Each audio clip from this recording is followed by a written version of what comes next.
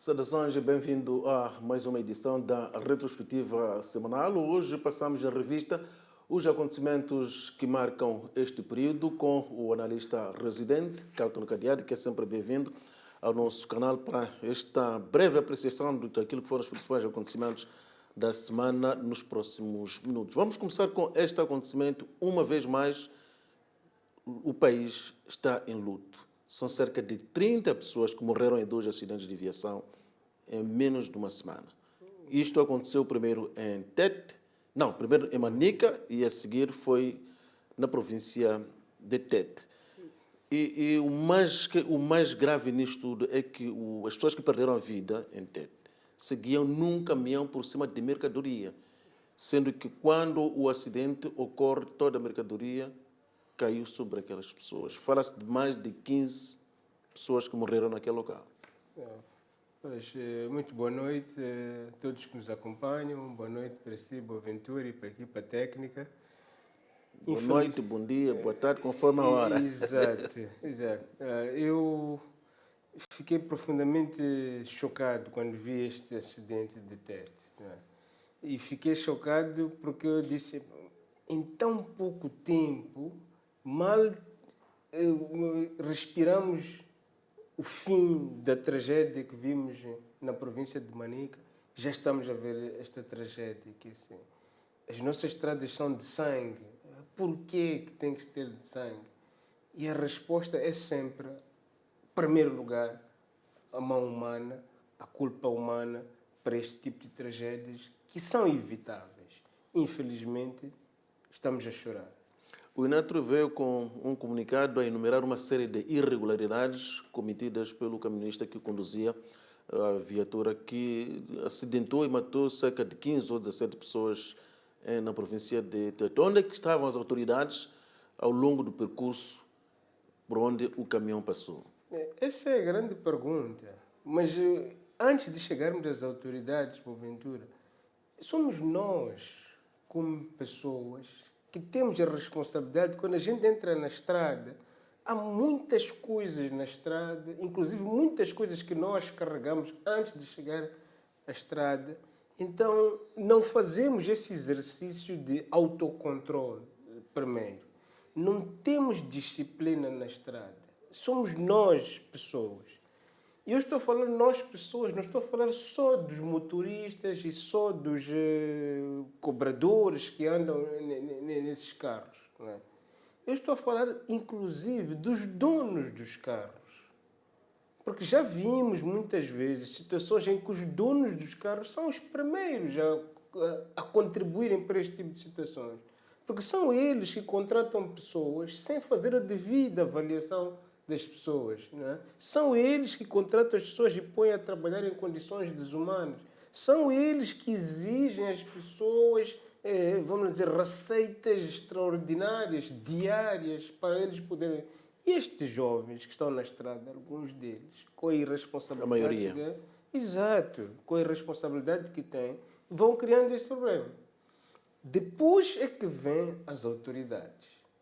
E aí as autoridades... Não quero falar só das autoridades que estão na estrada, que têm que ver isso, mas são as autoridades que teimam, se recusam em sancionar implacavelmente este tipo de situações.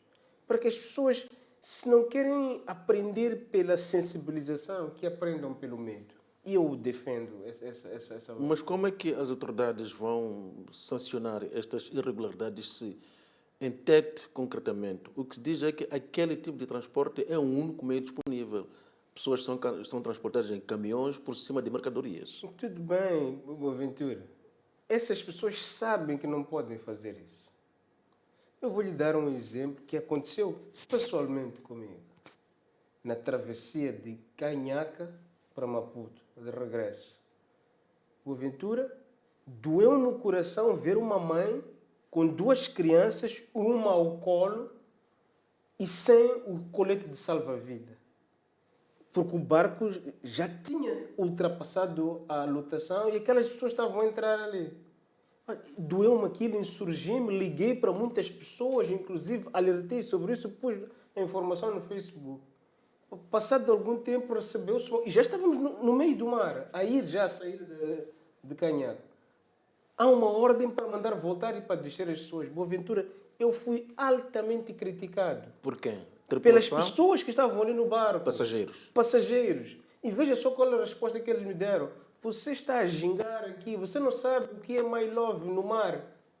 Mas vocês estão a ver esta senhora, esta criança. Mesmo que eu tirasse o meu salva-vida, porque eu sei nadar um pouco, quem vai ajudar esta coisa se acontecer alguma coisa? Mas felizmente, Boaventura, o barco voltou. Desceram as pessoas que não estavam dentro da programação, da lista das pessoas que compraram. Aqueles todos que eram excesso saíram. Mas veja só, eu exerci o meu dever de cidadania, de salvaguardar a minha segurança e a segurança de muitos, mas não fui bem interpretado. Não fui bem interpretado. Eu percebo, às vezes, que, olha, há pessoas que, olha, naquela boa fé, querem ajudar e por aí adiante, mas se você ajudar e as autoridades agirem, a sua boa fé não conta. Tem que ser sancionado. Carlton Cadeado, o acidente de Tete nos devolve novamente ao debate sobre tratores para o transporte de passageiros. Estamos a falar de tratores devidamente preparados, adaptados para o transporte de passageiros. Entre tratores nestas condições e ver pessoas a serem transportadas por cima de mercadorias em caminhões. É preferível. Porque os tratores também, quando apareceram, foram extremamente criticados. Mas é preferível isso a vermos isto que nós estamos a ver agora. Não é? Vamos dizer, dizia-se que era desumano porque pareciam animais a serem transportados. Mas para a população rural aquilo é um luxo. É um luxo. E até agradecem. Porque eu vi debates de pessoas que ligavam para as televisões a dizer: vocês aí na cidade, deixem de inventar problemas e deixem os tratores a funcionar aqui. Porque esse é o vosso problema aí na cidade, mas para nós aqui esse trator é funcional, resolve a nossa vida e estamos aí. Há pouco tempo eu estive na Marcha, uma zona, estou falando na Marcha aqui, há uma zona que carro para entrar ele não entra, mas o trator entrou ali, resolveu a vida da população e está ali a funcionar. Então, nós também temos que fazer as nossas abordagens tendo em conta o país real que nós estamos a viver. Porque senão estaremos nós, outra vez, os fazedores de opinião, aqui sentados com ar fresco na cidade, ar-condicionado e tudo mais, e não estamos a beneficiar algumas pessoas que tanto precisam de algumas soluções como esta de trator, que era sustentável para as pessoas. O Presidente da República e não só outras forças vivas da sociedade já vieram ao público condenar de forma reiterada e alertar, ou seja, apelar para que as estradas moçambicanas não devem continuar a ser espaço para derramar o sangue. Os apelos parece que não estão a ser acatados. O que é que falta mais? Moçambique tem, por sinal, as melhores leis também, não é por aí onde se deve queixar. Não, Boaventura, eu acho que nós temos que experimentar a solução da punição. Sabe? A punição também está prevista na lei. Sim, mas temos que agir. E uma das punições que eu defendo, eu vi que foi feito isso, mas depois o governo recuou. Os donos dos carros. Nós estamos a punir aqui a jusante, mas aqui o dono do carro. Aí levanta-se outra questão, afinal, quem são os donos do carro? Boaventura, nós dissemos aqui que ninguém está acima da lei. Quem quer que seja, tem que ser sancionado. Tem que ser sancionado. Boaventura, não é porque eu sou Carlton, ou que é para Boaventura, é porque é procurador, ou porque é ministro, ou porque é presidente. Não. Temos que chegar a esse ponto em que, olha, nós temos que ser o exemplo. Nós temos que ser o exemplo. O presidente tem que ser o exemplo, o ministro tem que ser o exemplo, o procurador, qualquer que seja. O João, o Albino, qualquer um que seja, tem que ser o exemplo. Porque senão, havemos de continuar a fazer apelos, e não funcionam os apelos. Nós já vimos isso. Eu estou a falar hoje de cidadãos, inclusive da elite, que andam em contramão. Andam em contramão. Você diz, está em contramão. Ele diz, eu sei. Então, é o presidente que tem que resolver isso.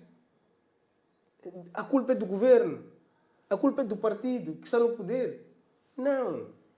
E veja só, o partido que está no poder, o presidente, o governo, estão a ir por medidas, vamos dizer, suaves. E as pessoas não correspondem. O que resta? E nós não queremos experimentar o que resta. Vamos mudar de assunto. O outro acontecimento que marcou a semana tem a ver com mais um apelo do presidente desta feira, na qualidade do presidente do partido Frelimo, um apelo dirigido ao seu partido no sentido de trazer ações muito concretas para o combate à corrupção no país. Este apelo foi feito em reunião dos secretários das organizações sociais do partido Frelimo. Eu confesso... Mais um apelo. Exato, mais um apelo. Eu confesso que gostei disso e estou a gostar pela forma coerente com que o Presidente da República tem continuamente falado da questão da corrupção. Espero bem que ele não fique cansado de falar sobre isso. Mas também estou à espera que o que ele está a falar não seja colocado num saco vazio. Outra vez, é preciso que haja exemplos, evidências claras de que, olha, a ação de combate à corrupção não é uma ação só no discurso. E isto serve também para as instituições. Porque eu lembro naquele debate que a Procuradoria organizou sobre a corrupção, excelente, do visto de, vamos assim, de disposição, de colocação do assunto, e o discurso que o Presidente fez de encerramento, foi muito poderoso. Eu sugiro que as pessoas voltem àquele discurso. Mas antes do discurso da Procuradoria, é o discurso que ele fez na tomada de posse. Então, há uma continuidade aqui no discurso, na ação discursiva, que mostra que há um compromisso, há um comprometimento. Não é? Algumas pessoas não gostaram quando ele falou das raposas, aquelas expressões todas, é assim. Mas vamos assumir que esse é o ponto que mostra que, olha, já não há ninguém aqui que pode dizer que não temos a proteção do Estado, do governo, da mais alta instituição que gera o governo, o Estado, que é o Presidente da República. Então, do ponto de vista de apoio político, as instituições têm. A Procuradoria-Geral da República, sobretudo, tem um apoio político, pelo menos pelo discurso que nós estamos a ver. Não sei o que vai mais ali por baixo ou por dentro, mas do ponto de vista de discurso, já está dado a proteção política que essas instituições precisam. O que agora é agir. O que marca a diferença neste pronunciamento feito em sede de dirigentes do partido? Porque há uma sintonia aqui entre o discurso que vem do secretário-geral e o discurso que vem do presidente. A forma corajosa com que o secretário-geral da Frelimo tem estado a abordar estes assuntos aqui dentro do partido, nas reuniões com o partido. Os exemplos, aquilo que eu estava a dizer, olha, nós temos que ser exemplo. Não é? Eu lembro do secretário-geral da Frelimo a dizer que temos que combater os dirigentes do nosso partido que se comportam de forma arrogante. Temos que combater os dirigentes do nosso partido que não se preocupam com a população.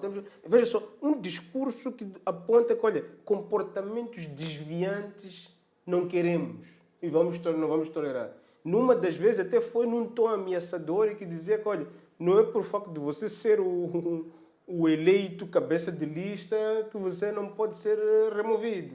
Está a ver? Se estiver a fazer mal à população. E um dos males à população é o mal da corrupção. Não é?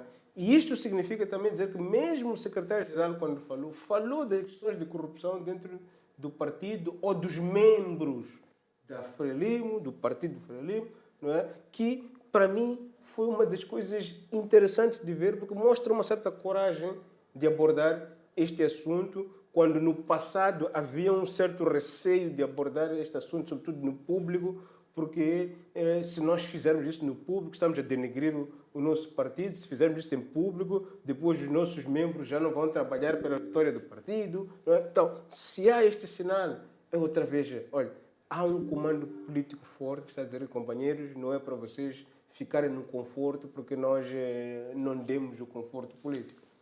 Ligado a este pronunciamento feito em sede do partido Frelimo, há um outro pronunciamento que o chefe do Estado, já como chefe do Estado, faz ainda esta semana, em que diz que o controle interno deve evoluir para a abordagem preventiva. Esta recomendação do Presidente aconteceu precisamente no primeiro seminário de fiscalização externa dos recursos públicos, um evento que foi da iniciativa do Tribunal Administrativo. Veja só, Boaventura, na semana passada falou-se da corrupção. Esta semana está-se a falar da corrupção. Aquilo que eu dizia, é uma ação contínua. Nós vimos a PGR agir, não é? Nós vimos casos agora de detenções. Nós vimos casos em Gaza, falamos aqui. Nós vimos o caso dele, falamos aqui. E tantos outros, daquele relatório que nós falamos, que é 2.000 e qualquer coisa, ou cerca de 2.000 processos que estão ainda por ser esclarecidos. São processos que dizem que o Estado quase que ficou lesado na casa de cerca de 3.000 milhões de meticais só no ano passado. É muito dinheiro isso. Então, o Estado está em alerta. E veja só, nós não falamos muito bem do Cernic. Que neste tempo que estamos a ter agora, o Cernic sobre, vamos dizer, a funcionar debaixo das asas da PGR. Há resultados que nós estamos a ver aí, não é? Há resultados que estamos a ver. E faz parte do processo investigativo que eles têm que alimentar esses processos. Alguns são mais dedicados a essas coisas do crime de rapto, mas há coisas também que eles estão a fazer funcionar no âmbito do combate à corrupção. Pelo menos esse é o dado que eu tenho. E é bom que nós também saibamos dar o elogio ao Cernic por causa do trabalho que eles estão a fazer. Mas é o trabalho da PGR. O Gabinete Central de Combate à Corrupção também está a fazer o seu trabalho.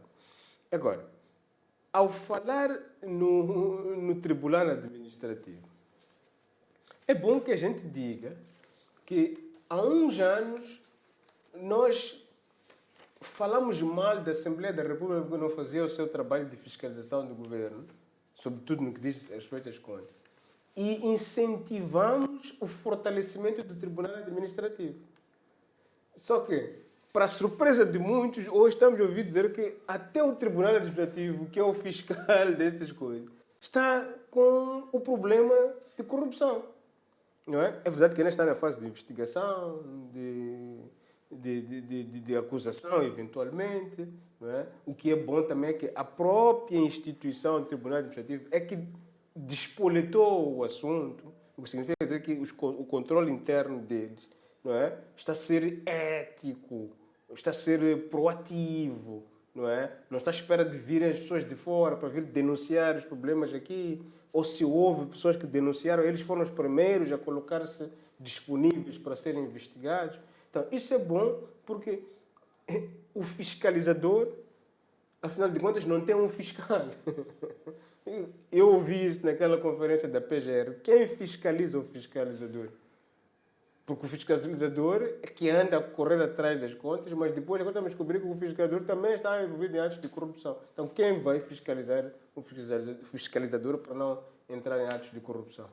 Cartão Cadeado, quando analisa aquilo que tem sido a ação do Cernic nos últimos tempos, que traz muitas ações supostamente realizadas, destaca o facto de isto acontecer na altura em que o Cernic passou a subordinar-se à Procuradoria-Geral da República. Será esta a única causa ou haverá uma cadeia que permite esta nova dinâmica? Com certeza há uma nova dinâmica aí, assim. Há uma voz da sociedade que diz que, olha, eventualmente o facto da Cernic ter estado presa à elite, vamos dizer, dos generais da polícia, isso pode ter limitado o trabalho deles, não é? Que tinham que prestar muitas contas a várias como é que se chama? Múltipla subordinação, ao contrário... Múltipla e complexa. Complexa, exato. Ao contrário do que está a acontecer agora na Procuradoria. A subordinação é clara, não é? Não há múltipla subordinação, o que abria espaço para que houvesse também problemas de comunicação entre os generais e até os conflitos que ocorriam entre eles podiam atrapalhar o funcionamento do Cernic. Isso já não tem.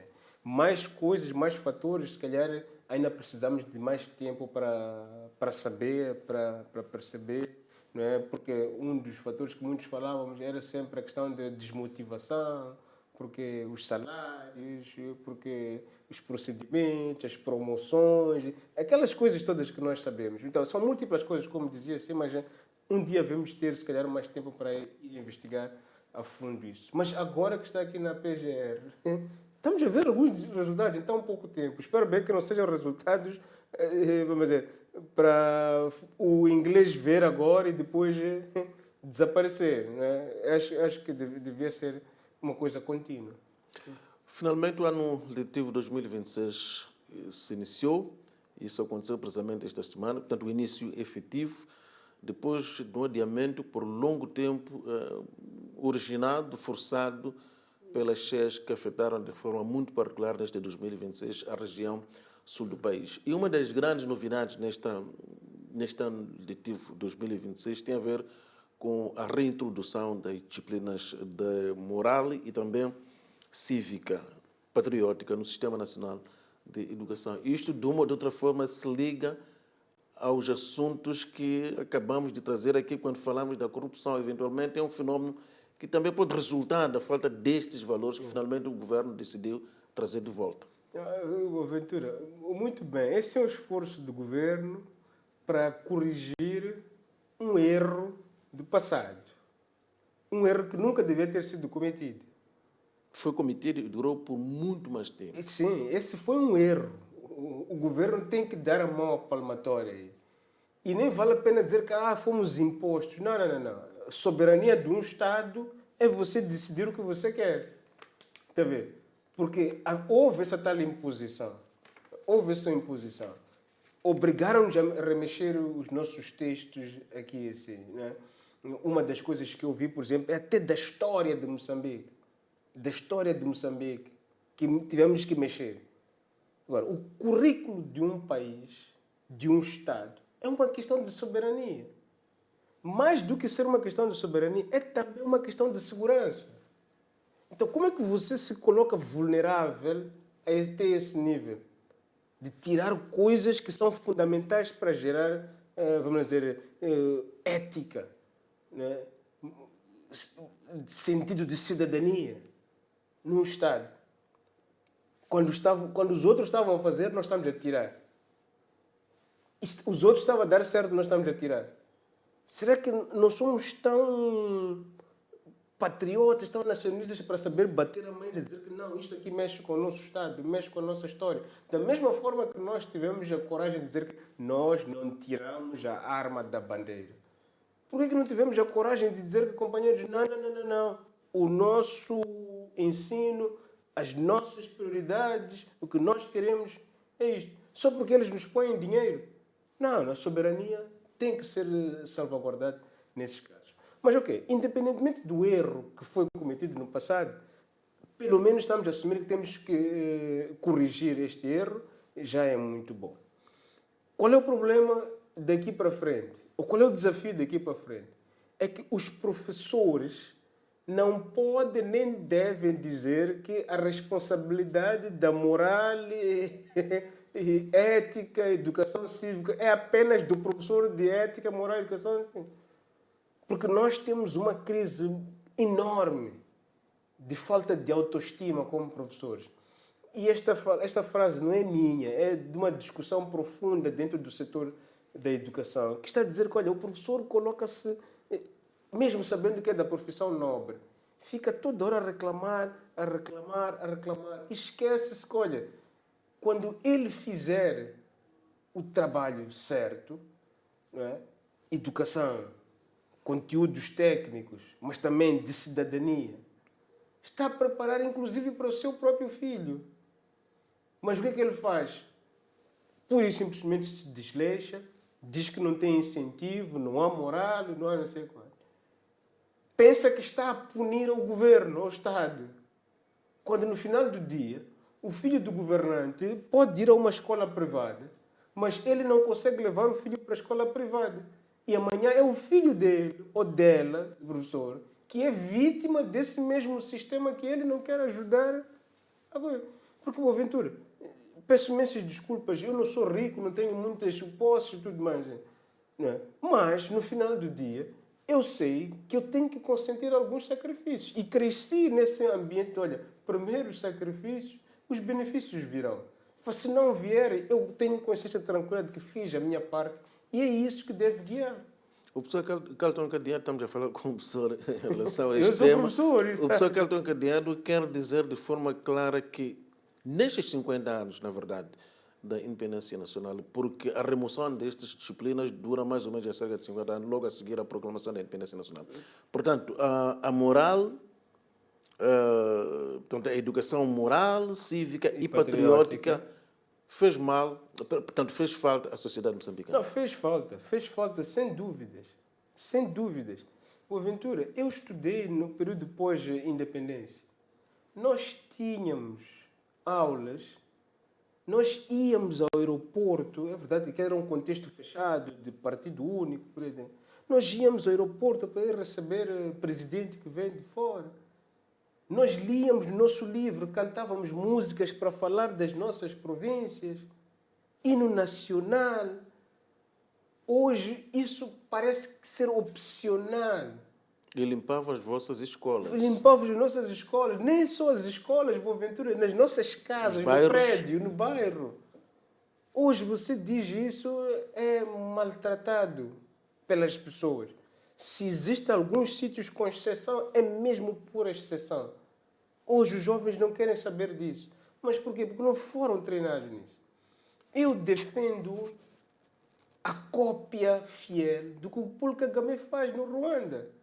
Outra vez um exemplo. Eu estive no Ruanda, Boaventura. Eles têm um dia de serviço comunitário. Todo mundo não vai fazer mais nada, o que quer que seja, antes de ir fazer o serviço comunitário. E se você não fizer aquele serviço comunitário, é registrado e pode ser sancionado por isso. O que custa hoje, sim, o presidente fazer isso e replicar? Uma vez que aqui no nosso país, tudo o que o presidente faz é a partir daí que tem que acontecer. Mas não é isso que faz merecer ao presidente Paulo Kagame títulos como ditador? Não, mas, Boaventura, onde é que não há ditadura? Diga-me, mesmo na democracia há ditadura. Onde é que não há ditadura? Nós aplicamos ao extremo a ideia da liberdade, não é? E, de facto, isso é muito bom. Moçambique é exemplo do ponto de vista da liberdade. Até de excesso. Noutros países, como a América, há liberdade, mas se formos comparar hoje aqui, estamos em pé de igualdade em termos de liberdade. Não vou falar de liberdade política, porque esse é outro debate, não é? Mesmo das nossas próprias instituições, você vê que a liberdade política não está lá, não é? É cosmético. Fala à vontade, mas afinal de contas, a fala à vontade não é uma ordem genuína, não é? É uma armadilha para si. Então, isso é uma realidade aqui no nosso Moçambique, na nossa África, infelizmente. Mas onde não há ditadura? Se for essa ditadura para nos impor os valores, qual é o problema? Não estou a falar de ditadura para matar pessoas, para silenciar pessoas. Não. Ditadura de valores. Obrigar o meu filho. Eu não posso me sentir mal assim, porque o meu filho foi obrigado a ir limpar o pátio da escola. Mas você encontra hoje pais que vão à escola para ir ralhar com a escola porque a escola mandou o filho ir limpar. Na escola onde a minha filha está, há um estudante que foi ao ponto de dizer a um professor: quando o meu pai chegar, está vendo? O estudante ameaçar o professor. E que estudante? Uma criança. Mas gostei da reação da escola. Quando o pai chegou, e de facto o pai veio ali para ver ameaçar, a escola disse: papai, por favor, leva a sua criança, leva o seu dinheiro, vai. Aqui, os nossos professores não são tratados assim. Está a ver? É valores. Mas aquela criança mimada que aprende a ser mimado onde quer que seja, quer transmitir para... Mas no nosso tempo nós não tínhamos isso. Mas está a ser saudosista, não é? Num bom sentido. É, no bom sentido. Recordo-me com muita saudade desse tempo, porque construiu homens e mulheres com valores e com retidão para poder dar um conforto aos nossos pais. Olha, eu vou dormir com minha cabeça no travesseiro, sabendo que olha, o meu filho está encaminhado. O que nós estamos a ver aqui agora, estas crianças, nós permitam-me usar esta expressão, São fofinhos que nós estamos a criar, porque diz que o que eu sofri, o meu filho não pode sofrer. O que eu fiz, o meu filho não pode fazer. O meu filho tem que ter tudo o que precisa. Quando é para falar do Estado, não há tempo. Mas quando é para falar de viagem, de YouTube, não sei quanto, tem tempo para o filho. Quer dizer, começa a dizer, não é só na escola, mas é também em casa que você tem que ter esse tipo de educação. Aliás, a educação começa em casa, sim, na família, completa-se na escola. Exato. Não passou despercebida ao longo da semana que estamos aqui a analisar a conclusão, pelo menos formal, do processo de reconstrução pós-ciclone tropical Idai, que afetou de forma particular a província de Sofala. Esta conclusão é marcada pela entrega de cerca de 3.000 casas. Boa Ventura. Ao mesmo tempo que também a província de Sofala iniciava o ano letivo 2026 ganhando 3 escolas. Exato. Sim. Não, Boa Ventura, eu gosto muito deste tipo de debates porque quando você faz análise ou avaliação, tem que pegar os indicadores. O governo faz análise com base em indicadores quantitativos. Ele vai dizer construir 3.000 casas. E você não vai desmentir. Porque há de ir contar lá 1, 2, 3, 4, 3.000 casas. Mas a população não vai dizer que, olha, estamos satisfeitos com isto. O que significa dizer que, olha, um usa indicadores quantitativos, outro usa indicadores qualitativos. O que isso mudou na qualidade de vida das pessoas? 3.000 casas. Uns não tinham casas condignas. Essas 3.000 casas juntam-se a outras entregues anteriormente. Exato. Foi um processo que foi evoluindo com o tempo. Exato. Eventualmente podemos dizer assim, e é o que aconteceu. As pessoas não tinham casas condignas. Alguns eu vi na beira, casas absolutamente precárias. Absolutamente precárias. Hoje já tem uma casa mais ou menos condigna. Mas se você perguntar se aquela casa resolve todos os problemas, não. E as pessoas vão lhe contar todo o percurso de sofrimento até chegar a essa casa. Vão lhe contar todo o resto de infraestruturas e serviços que não tem. Então, o processo de Idai não é só a entrega de casas. O processo de reconstrução de Idai é múltiplo, multidimensional, envolve muitas coisas. E se calhar, se formos pegar todas essas coisas, o processo não está completo ainda e a qualidade das pessoas, a satisfação, não tenho dúvidas que não vai ser. Recordando que quando o ciclone tropical Idai passa por aquela região, em particular de Sofala, o governo veio a público trazer contas já feitas, indicando uma necessidade superior a 3.000 milhões de dólares. Então, seria uma espécie, diga-se de passagem, seria uma espécie de utopia assumir que o facto de se dizer que se concluiu o processo da reconstrução pós-Idai significa que o país já atingiu uma reconstrução plena de tudo. Sim, não. Porque o país não chegou a conseguir sequer metade desse valor. Exato. Então, é por isso dizer que há muitas coisas que faltam aí, que foram programadas, né, que não completa só com as 3.000 casas. A reconstrução do Idai não termina aí. É por isso que eu digo, olha, na hora de falar com as pessoas e perguntar às pessoas, eu tenho a máxima certeza que eles não vão usar o mesmo indicador que está a usar o governo. As pessoas vão usar indicadores de qualidade. E é a qualidade de vida que eles estão à procura, que se calhar pode ter melhorado, e não há dúvida que melhorou, porque as pessoas têm casa nova, mais ou menos condigna. Isso não há dúvida. Mas para falar da reconstrução completa do Idai, vamos ver todo o resto. Vamos ver todo o resto. E, a propósito, a cada ano o país registra calamidades como esta, tanto do ciclone tropical Idai, cujos danos se diz hoje que a província de Sofala acabou de concluir, para essa redundância, a sua reparação. Em definitivo, porque sabemos que daqui a mais algum tempo vem mais uma época chuvosa. Neste caso vai ser 2026, 2027, sendo que a presente ainda não terminou. Qual é a grande lição que o país deve aprender para saber lidar de forma positiva, sem sofrer grandes danos, embora os danos se tornam praticamente inevitáveis, mesmo em grandes nações com todo o poder econômico? Isso é verdade. Há há sinais hoje de que mesmo os grandes E estados... temos aquela fama da Holanda, dos Países Baixos, que vive dentro da água. água, sim. Não, E não se reportam tantos incidentes como aqueles que se reportam em países como o nosso, que temos uma extensa área de território, portanto, do continente. sim, mas é bem verdade que, pelo menos pelas pesquisas que eu fiz, 10% das grandes tempestades, ciclones e, vamos dizer, tragédias ambientais ocorrem aqui no Oceano Índico. Não é?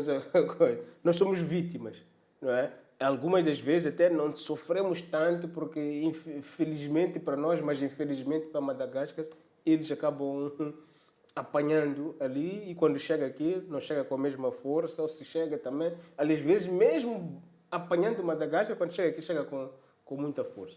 Então, há eventos que mesmo altamente desenvolvidos você não consegue controlar.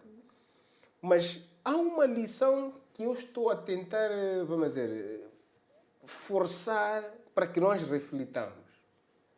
Nós temos que definir setores de soberania, de facto, para além daquelas coisas tradicionais que nós estamos a dizer.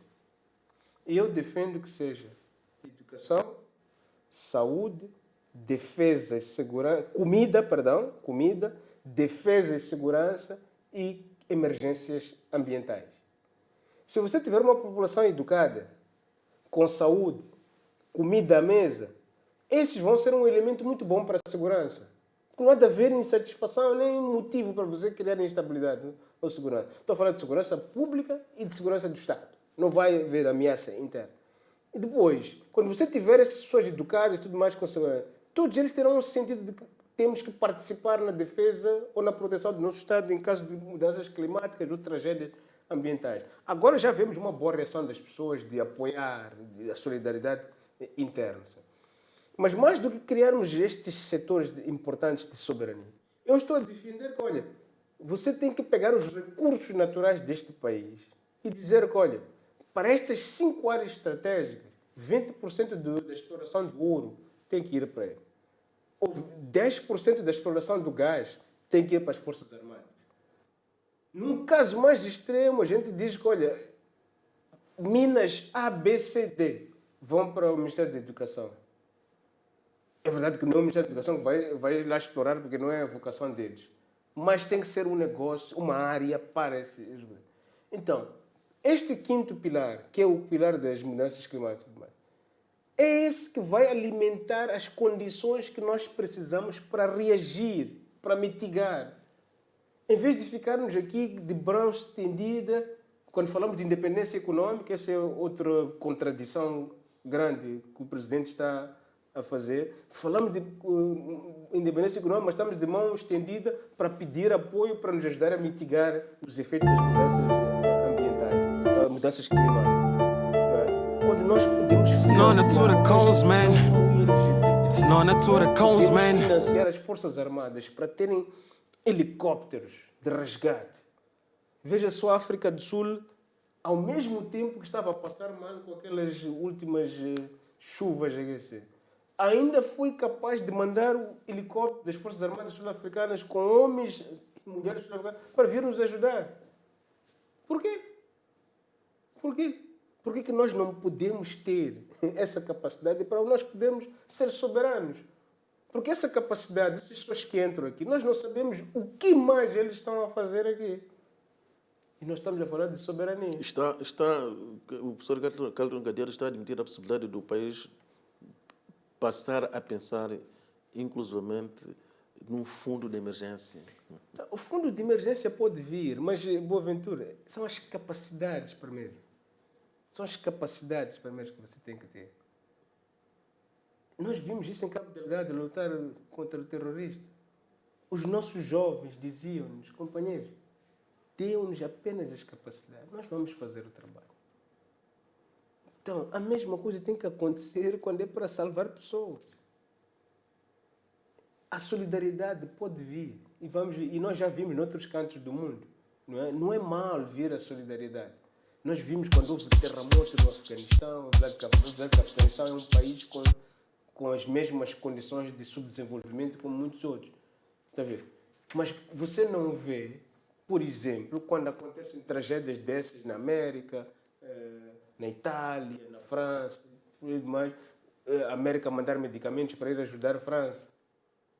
Se acontece é porque é uma tragédia aliás, astronômica. Mas senão eles têm condições de lidar com os seus próprios problemas. É verdade que eles produzem, têm indústria deles. Mas, Boaventura, para sair daqui, para ir buscar pessoas que estão na Catembe, sitiadas. Não, eu peço desculpas, mas nós temos que ser um pouco mais agressivos na hora de usar os nossos recursos para criar as capacidades para este Estado poder, vamos dizer, ter um espaço de manobra. Porque os outros também têm as suas dificuldades, Boaventura. E os outros não vão deixar de resolver os seus problemas para vir resolver os problemas de Moçambique. E eu sei que os outros percebem isso. Agora, de quem é a culpa? É nossa, porque não podemos fazer avançar a coisa. Os ilhéus da Canhaque, um território que pertence à cidade de Maputo, encerram a semana de forma muito especial. Estão a celebrar a inauguração. Exatamente. Estão a celebrar a inauguração, finalmente, da Ponte Cais, construída, diga-se de passagem, em tempo quase recorde. Pois. O que significa dizer que nós, quando podemos, quando queremos, podemos fazer as coisas. E está aí, é um presente. Nessa altura do incidente que eu lhe falei do barco que nós viajamos, eu como professor e acho que como analista da sociedade, faço muita questão de conversar com as pessoas para a realidade. Veja só que algumas pessoas me disseram em Canhaca, para que é que nós precisamos deste tribunal aqui? E um tribunal imponente, uma infraestrutura bem construída. Por que nós precisamos deste tribunal aqui? Por que não levaram este dinheiro aqui para ele construir a ponte? Esta ponte que está a meter cais agora. Está a ver? Então, para eles a prioridade não era o tribunal, porque diziam que ninguém vai para aquele tribunal.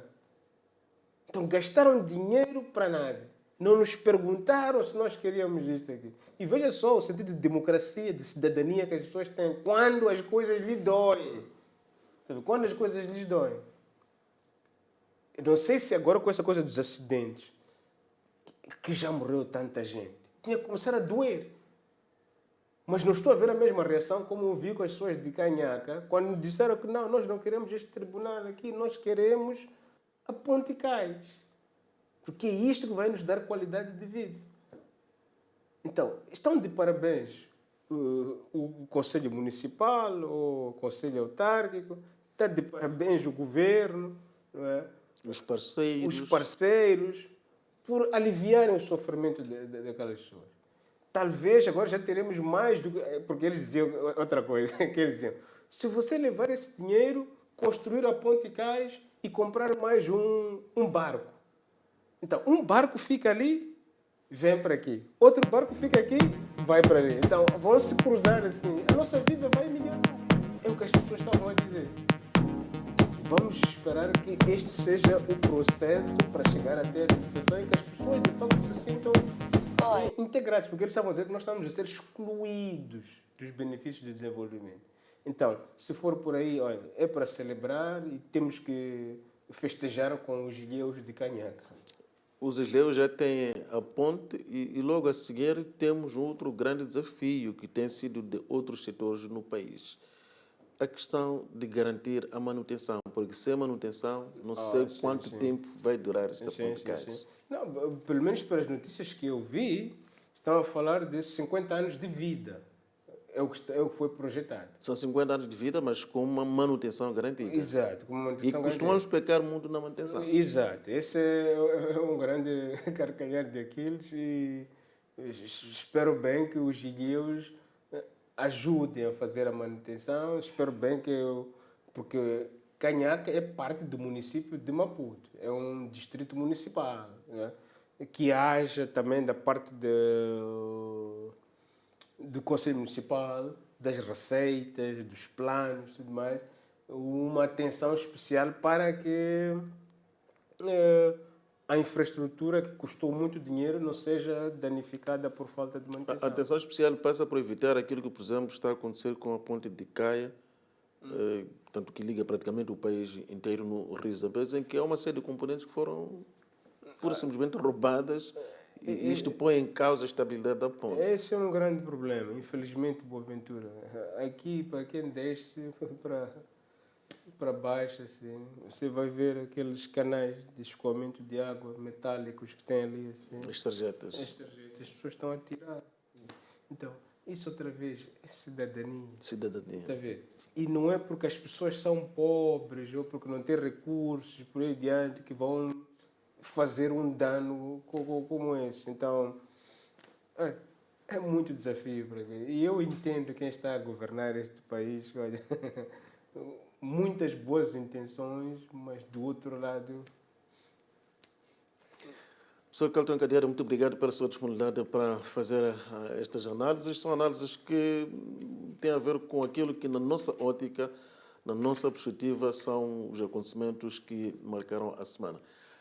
A retrospectiva semanal volta de hoje a 8 dias. Continue ligado a nós e fique bem.